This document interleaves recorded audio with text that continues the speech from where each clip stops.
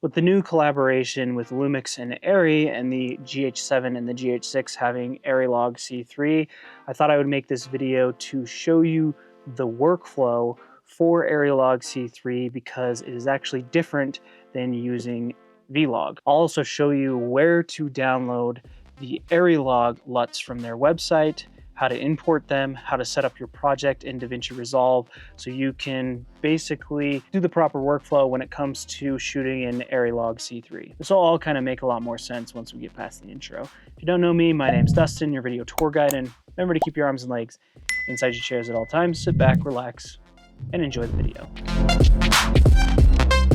Now, the first thing I want to mention is that when you're exposing for ARRI LogC3, middle gray is actually different from Vlog. In Vlog, it is at 42% IRE. So if you're using a gray card, you want middle gray to land at about 42% IRE.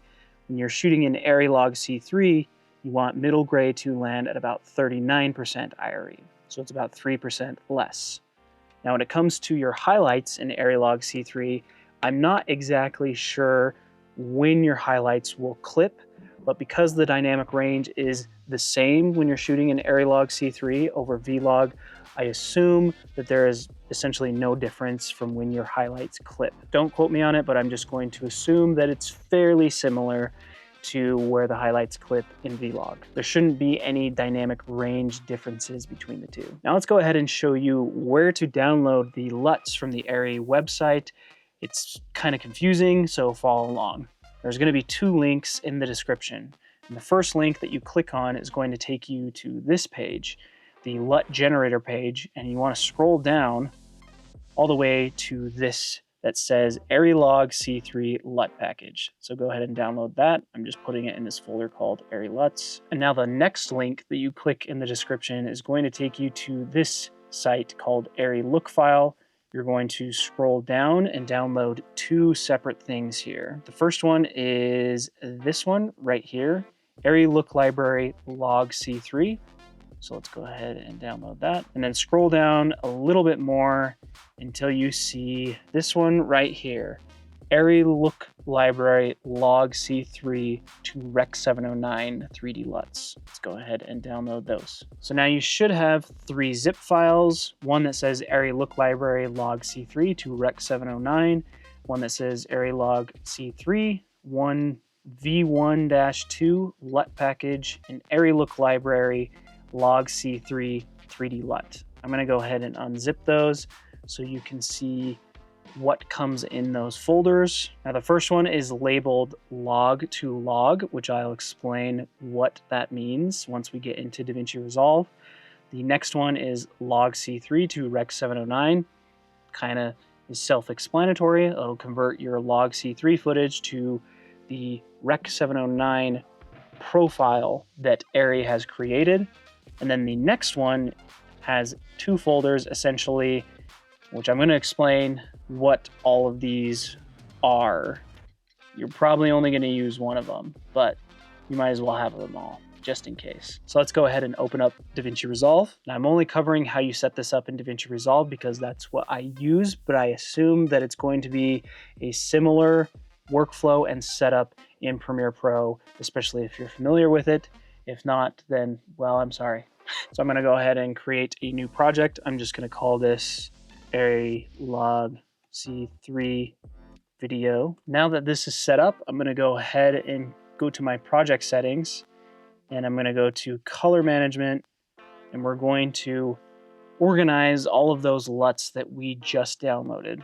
So scroll down to open LUT folder, and this should take you to the exact spot where we're going to drop the LUTs. I just clicked on this folder called ARRI, and I've already imported all the LUTs. I'm going to show you how I imported them and organized them. The first one is the LogC3 HDR. I don't know if these are technically all HDR, but basically everything from HLG all the way down, I put in that folder. So I don't know if that's technically correct, but I'm probably never going to use them, but they're in there if I need them. So the next one, since we're here, was a LogC3 SDR. So what's in this folder is all of these ones right here. Then for the log to log folder, that is everything in here is in this folder. And then everything that's in this Rec 709 folder is in this folder. They're going to be named very similarly, so just don't get those mixed up or you'll be confused. Now, after you import all of the LUTs into that folder and organize them how you will, you want to make sure to click Update Lists. So I'm going to go ahead and import a bunch of footage I shot in LogC3. I'm going to go back to my project settings. Now I set this up so that my project is the same resolution as the footage that I shot. So just keep that in mind. But the important part is in this color management tab. So what we're going to do is leave this as DaVinci YRGB. Don't do DaVinci color managed. There's a reason why we don't want to use color managed, which I can get into later. So we're going to leave this as DaVinci YRGB. We're going to change our timeline color space to ARRI LogC3 because that is what the footage is in. And then the output color space, we're going to change this to Rec 709 Gamma 2.4. Now, when I hit save, you'll notice that the footage does not change at all. And when you're shooting in Vlog, you would likely use the colored managed tab, or you would right click here, do LUT, and apply a ARRI to Rec 709 LUT. We're not going to do that though, because the ARRI workflow, you are supposed to do your color adjustments actually to the log footage, not to the Rec 709 conversion. That is technically the proper way to use ARRI Log. I also forgot to mention earlier that ARRI Log is designed for Apple ProRes 422 or 422HQ. It is acceptable to use in all-I, but if you're going to use LongOp, just know that it's not considered acceptable in ARRI's standards. So yes, you can shoot in LongOp, but it's preferred to shoot in all-I, or best case scenario, it is designed for Apple ProRes 422 and Apple ProRes HQ. So keep that in mind when you're also shooting. At the time of making this video, you can't shoot in Apple ProRes RAW internally, like on the GH7. That only works for Vlog. I don't know if that's going to change, but for now, it does not work at the time of making this video. So anyways, back to the color grading. So what we want to do is there's two options. We want to output a Rec 709 grade, essentially. And so when you go to your project settings again, and you go to the color management tab and scroll down, you want the output lookup table to be, we're going to click these three dots here just so we can see better, go up to ARRI, and then go to the SDR folder that we created. And there should be a conversion in there that says LogC3 to Gamma 2.4 Rec 709 D65. D65 is just the white point. So I'm going to go ahead and apply that. And then when I hit save, now our footage has a Rec 709 grade to it. Essentially what we're doing is we're telling DaVinci Resolve, when we render this footage, apply a Rec 709 grade to it. So essentially it's applying the Rec 709 grade at the very end. Another way you can do this is you can change this conversion LUT to be on the video monitor lookup table. However, when we do that and I go ahead and save it, it looks like nothing has changed. It's only going to be displaying a Rec 709 conversion. If I render this, it's still going to be in a log format. So just keep that in mind. I'm going to go ahead and change it back to apply the Rec 709 conversion when I render it. Now, the proper way to color grade anything is to have a separate monitor that is displaying a Gamma 2.4, a proper gamma and curve and everything for color grading, right? And it's color accurate and everything like that. I assume that a lot of us are not going to have one of those at our disposal. I am one of them. I only have this little Blackmagic monitor here. So one thing that you want to also change in order to avoid the gamma curve bug, and this only applies when you're going to be editing on a Mac. It doesn't apply to anybody on PC, is go up here to DaVinci Resolve, click Preferences, and then I'm going to try and show you what happens here. Go to the General tab, and you'll see this Use Mac Display Color Profiles for Viewers. So when we check that and hit Save, you'll notice that my black levels, my contrast actually changed slightly.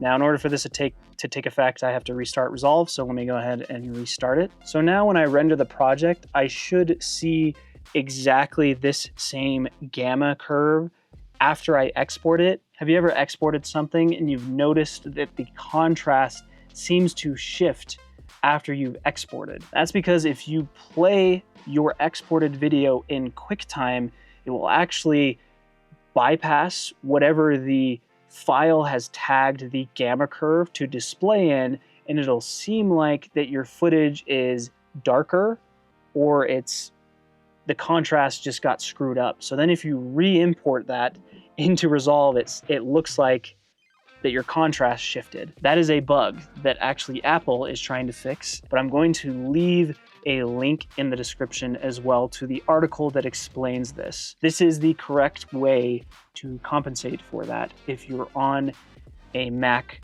display. So let me go back and just review one more time the correct way to do this. There's the timeline color space, which is ARRI LogC3. The output color space is Rec 709 Gamma 2.4. That is the typical gamma that you would be color grading for. And then the output lookup table, it's this ARRI LogC3 to Gamma 2.4, Rec 709 D65 V133. Not the classic version. There's another version that says classic. I assume that most people are going to be grading for that. Obviously, if you're going to be grading for Rec 2020, then you would choose Rec 2020, and you would change your output color space to be Rec 2020. Okay, so let's go ahead and go back and then go to the color tab so I can explain how these LUTs work that came from the ARRI website. So now you would think that you want to apply the LogC3 Rec 709 conversion, but notice when I do this, it looks all wonky. That's because we're already viewing it with a Rec 709 conversion applied through the output monitor right here. So this is where the ARRI workflow comes into play, is that you want to do your grades actually to the log footage itself, and that's what we're doing. So if we go to the log to log and we choose one of these LUTs, you'll notice that the colors change. So we can apply maybe like this one. That one looks pretty good. Maybe it's coming in a little too strong, so we can come in here and change our output to maybe like 70%, and then maybe we'll do another one, because why not? We'll do this bleached bypass one, and this one's also coming in a little strong, so I do 0.5, and then let me actually change my levels as well. And that's looking pretty good. So now, when I export this, there's another thing that we need to be aware of. Let's say that this is the look that I want right here. So now when we go to export, we want to make sure we tag this correctly so that it exports the colors correctly, essentially. If you come down to the color space tag, it should say same as project for the color space, and the gamma tag should be the same as project. Basically what it's saying is that the gamma tag and the color space is going to be Rec 709 when we render this, and the gamma is going to be 2.4. If you want to be absolutely sure that it does the correct color space, you would want to choose Rec 709 and gamma 2.4 for the gamma curve. Now, we shouldn't have to do that because we set our timeline color spaces correctly. So when I render this, which why not? Let's just go ahead and render it. And now you'll notice that our timeline matches exactly what we see when we render. I'm going to tell you what happens when we change this to use Mac display color profiles for viewers. So I don't know how much this is going to translate onto YouTube, but after changing my settings, you'll notice that right here, my blacks are actually different from what I see from the export. So you can kind of see the shadows on his shirt and even the shadows on her right here. They're different from what I see in DaVinci Resolve. This is why if you're on a Mac, it's very important that you change this setting, or else you will get a different result when you render. I know that there's a setting as well that exists for this in Premiere Pro, so just do a little research. It should be in that article that I posted in the description. So what if I want to apply the ARRI LogC3 LUT straight to Rec 709 and maybe use that as a, LUT on my GH7 that I can burn directly into the footage? Basically, all you're gonna do is clear out the output lookup table, and you're gonna change the timeline color space to Rec 709 scene, and the output color space the same as the timeline. And now when we apply one of these Rec 709 LUTs, we're now gonna be getting that ARRI LogC3 to Rec 709 conversion with the LUT burned in. Now the reason why I wouldn't recommend doing it this way is because if you want to stack LUTs, it's just not going to really work.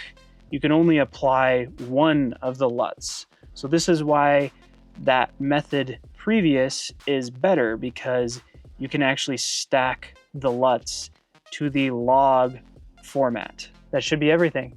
If you have any questions, or if I missed something or maybe did something incorrectly, it was really hard to decode this information online on how to do this and put it properly into a video so that someone like you could understand. It was not easy finding this information. I was even at the ARRI booth asking them, and they were like, they weren't even really sure exactly how to do it, because apparently this is just new for everyone except for the one person who actually designed the ARRI LogC3 log profile for the GH7. So just keep that in mind, but from what I can tell and everything that I researched and looked into, this is the most correct workflow when it comes to using ARRI LogC3. And I'll leave affiliate links down below as well to the cameras. Just know that if you use those, they help me, so thank you. You can always support me for free though, just by hitting the subscribe button